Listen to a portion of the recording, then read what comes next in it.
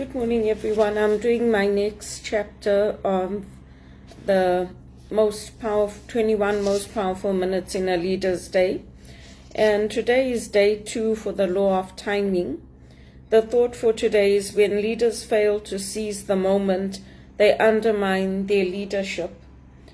So the scripture that John Maxwell has for today is John 4:35. Do not say there are still 4 months and then comes the harvest. Behold, I say to you, lift up your eyes and look at the fields, for they are already white for harvest.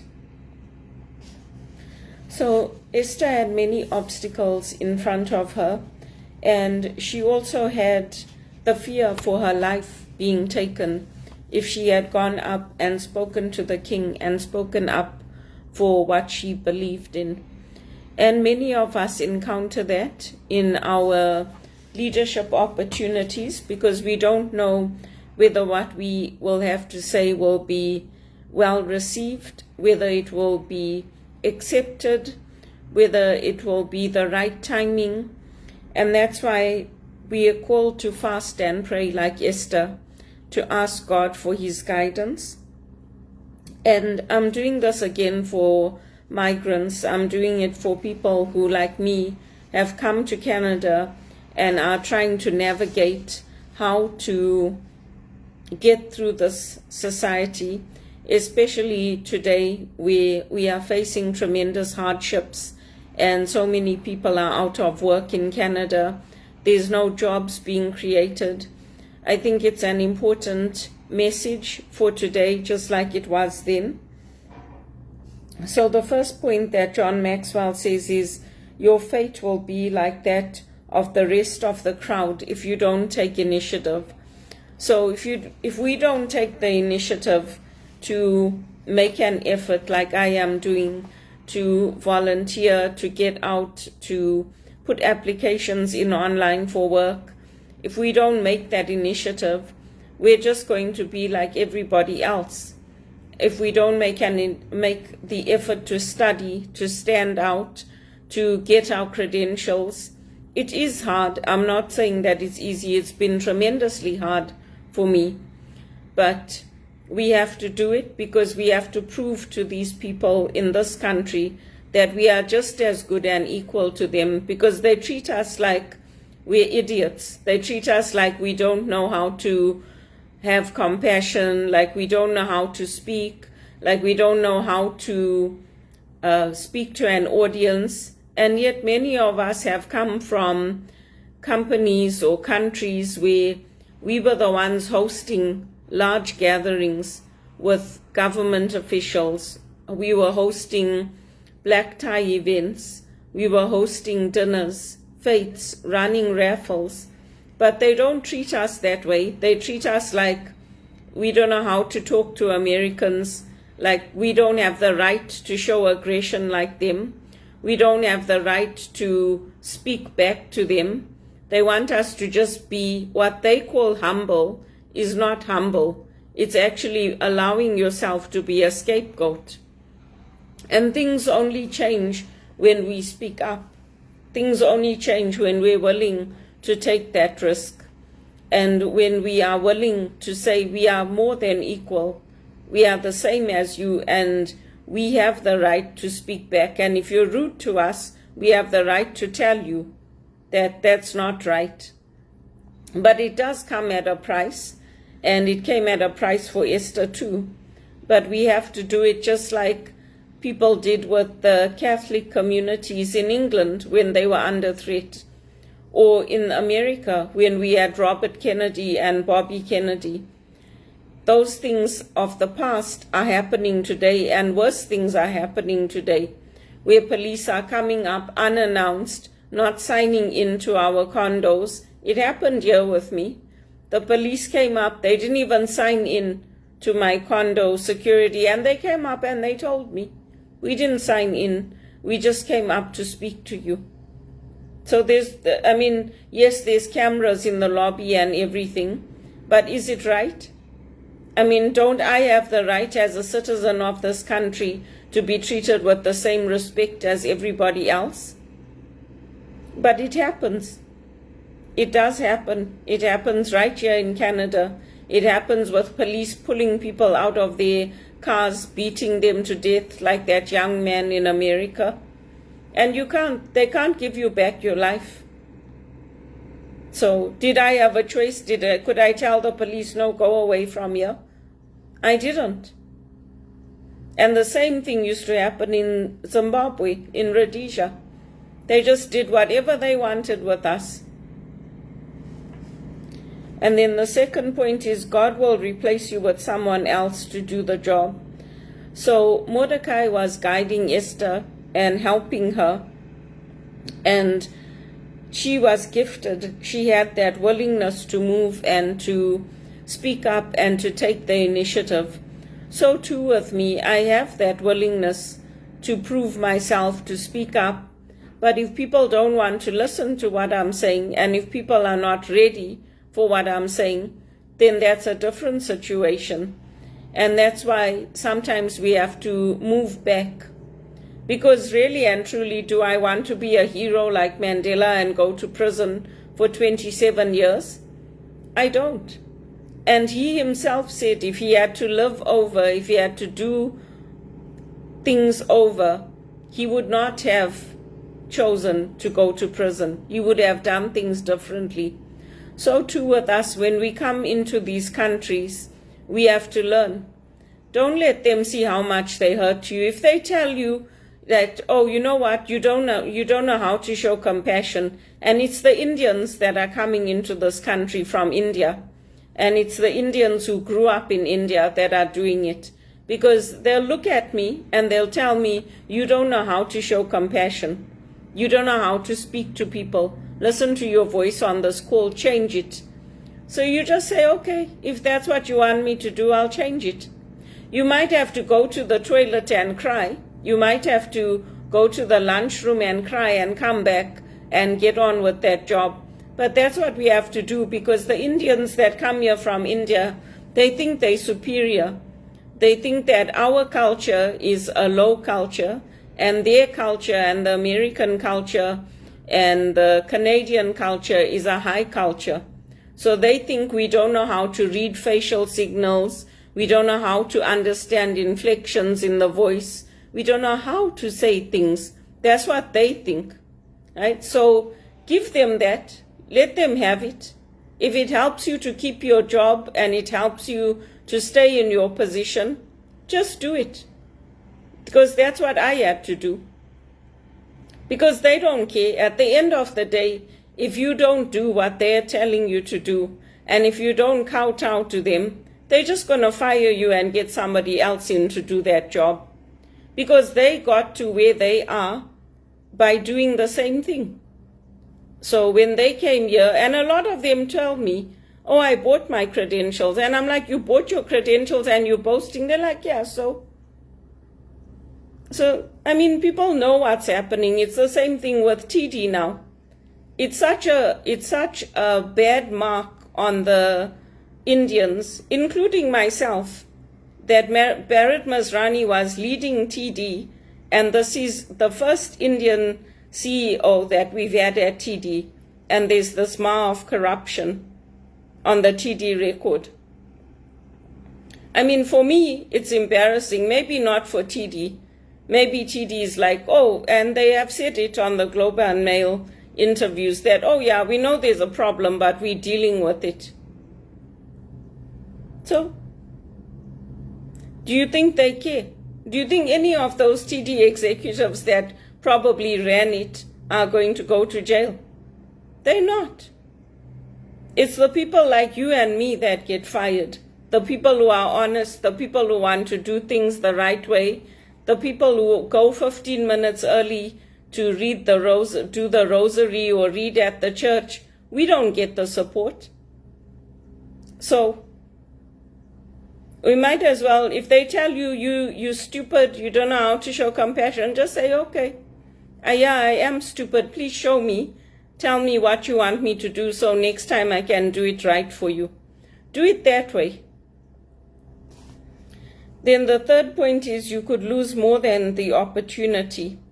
So this is just what I was emphasizing earlier, that you could lose your life. So it's the same thing as those people that went to prison in the Zimbabwe wars, in the South African struggle for apartheid. You talk to all of them, the ones that are still alive today, and ask them, was it worth it to go to prison for 27 years? Most of them are saying no. So save your life.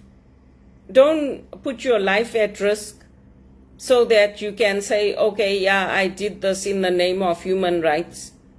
You have to take risk, yes, but take a calculated risk. And that's why with me, I'm willing to leave the country if I have to. I'm willing to go to England or go to Malaysia or go to Australia or go somewhere else where I can work and have the lifestyle that I want. Because the lifestyle I want is not the lifestyle they want for me. Obviously not. Why would they want me to have Alfa Romeos and Chevrolets and Cadillac? Why would they want that for me? They don't want that for me. The same way the whites in Rhodesia didn't want that for our families. They want it for themselves, yes. But it was the same thing at TD when I was there in 2007.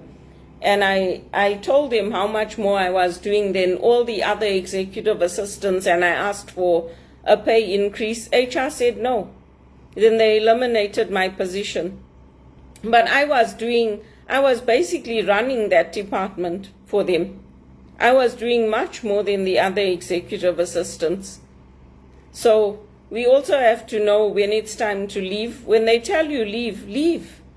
Because if you stay there, if I had stayed in TD when they were telling me to leave, do you think they would have made my life a joy? They would have made it a misery. So if they're telling you this is your time now to leave, leave and try to find something else. Don't stay there and say, oh, but I like it here, I don't want to leave. I love working for this bank, please keep me. Because they're just going to make your life miserable. They're just going to keep promoting everyone else over you, shutting the doors when they're having the executive meetings, leaving you out, not including you when they're having the executive get-togethers. That's what they'll do. So it's better if they tell you this is the time to leave, just leave. And I'm not saying that it was easy for me. It wasn't. Because it was very, very hard after that, because they didn't open doors for me. They didn't say, okay, you know what, we didn't feel that there were no opportunities here. We tried to help Belinda, but we didn't have the next level available. They didn't open doors for me and say, okay, you know what, I'm going to speak to so-and-so at BMO or CIBC or wherever to say, let's get Belinda into a job there. They just left me to do it on my own. And they organized some outplacement for me. Because they didn't have that love for me that I had for them. I was just another worker doing a job. That's it. So when we come here from Zimbabwe, we have to learn it's a different culture, and they're not looking at us the same way we are looking at them. I know we come here with all the love and all the desire to build relationships and to do well and to excel. But we also have to look at it from their point of view. They gave us an opportunity to come into this country. So whether we fail or whether we succeed, they don't care. We have to do it on our own.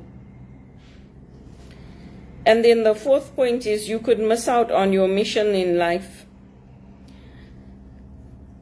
So if Esther had not taken this opportunity to follow through, she could have missed out on God's entire purpose for her life and for her people. And that's what John Maxwell is emphasizing here. There's no such thing as zero risk, because whatever we do, we're taking a risk. We took a risk when we came here to Canada.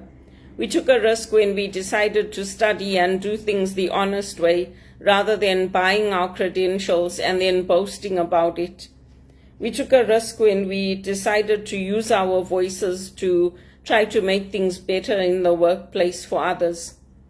And we took a risk when I joined with other people that came here, other HR professionals, to say to HRPA, look, this is not working. Like we also want to work in our field. We also want to get good paying jobs. And everywhere we go, people are telling us, you don't have Canadian experience. So how are you supposed to get that Canadian experience if nobody wants to give you the opportunity to work?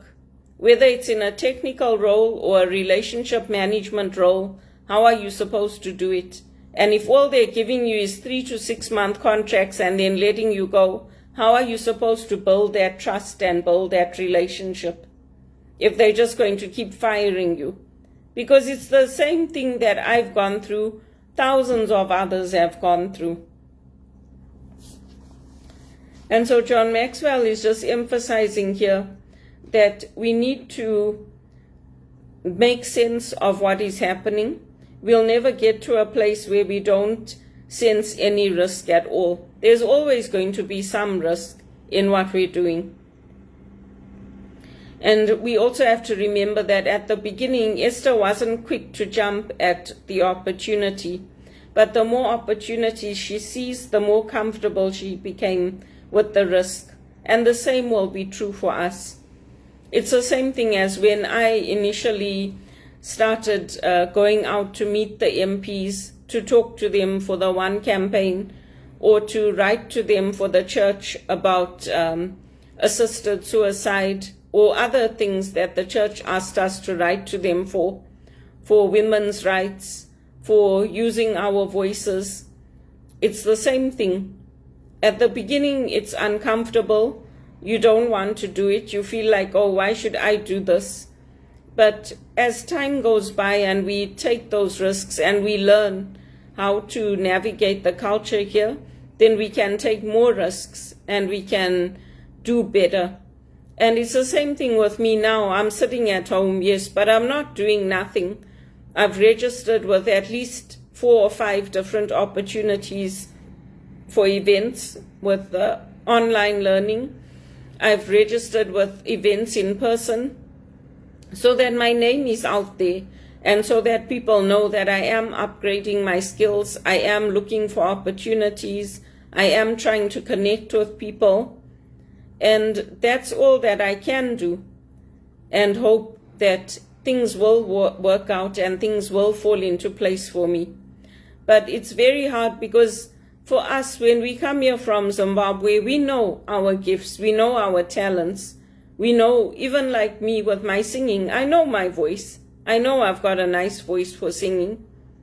But whether we get those opportunities to use them in the community or to use them to travel, to do the things we did back there, we don't know. We may get them, we may not get them. But that's what I would say to you. Like, if you're going to go to them and cry to them and say to them, oh yeah, it's my human rights, and they don't care. They don't care.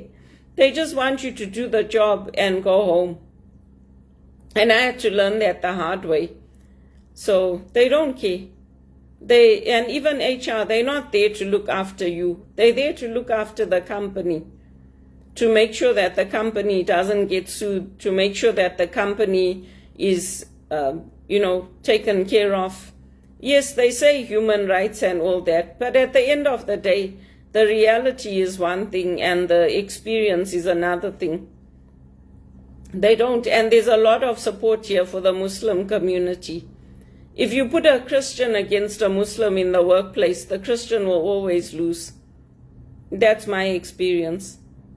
They'll always tell you, just do your job. Just go back to your desk and do your job, because these people's religion is important to them. And I tell them, my religion is also important to me. So if they have a right to accuse me of things unprovoked, I also have a right to defend myself. Even if my voice shakes and even if I cry, I tell them. Because the Christians in this community, we don't get the support that we need. And if you push back, they'll tell you no aggression. I say, excuse me? The military are also like that, the American military. Why do you think these guys leave the military and they go out to do singing and all that? It's not the best experience. Really and truly. So, Anyway, I feel for them when I talk to them on my calls and all that, because sometimes they talk to you, they tell you, I sound like I'm young, but I'm an old guy. So anyway, that's what I would suggest if people are looking to learn and looking to navigate this Canadian culture. I worked in America on a camp, and it was a very similar experience. They used to tell me, the guy used to say to me, I don't think you understand what I'm saying. Then I used to repeat it, and he say, okay, you do understand. So that's how they treat you. They treat you like you're a stupid idiot. You're like a monkey that came from Zimbabwe. You don't know how to empathize. You don't know how to show compassion. And everything is wrong. You leave a box of chocolates, next thing you get a cease and desist.